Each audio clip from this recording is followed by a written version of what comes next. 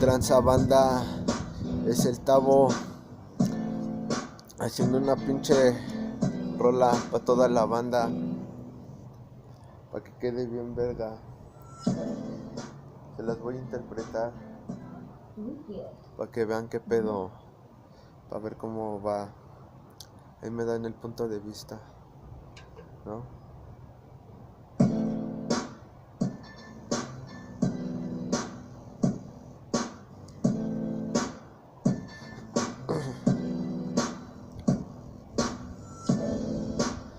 Para toda la pinche banda loca, es el Tavo what the fucker. Espero y les lata. Ey, ey.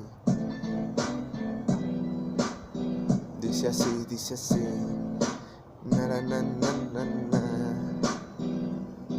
Aquí sigo cantándole a mi gente y de la Santa Muerte. Yo soy un creyente, me gusta relatarles todo lo que vivo. Seré el mejor rapero, ese es mi objetivo. Es el Tavo Guatafaca. Represento a Zampa, el barrio Machaca. Hagamos la machaca, abrieron la boca. Se corre el rumor que el Tavo es la bronca escandalosa.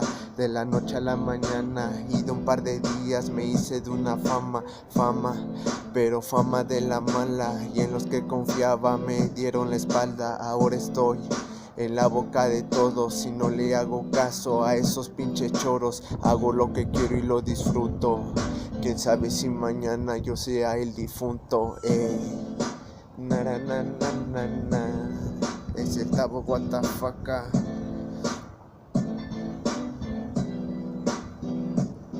Dice así.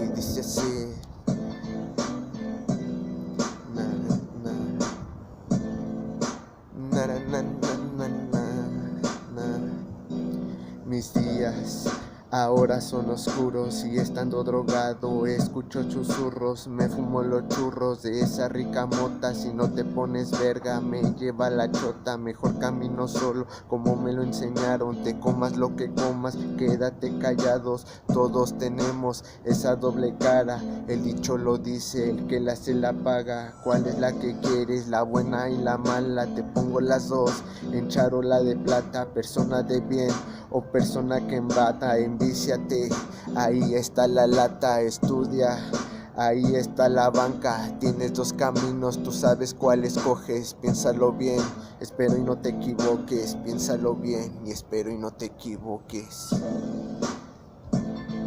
Es el Tavo Guatafaca. Pues así es. En esta vida tenemos de dos caminos,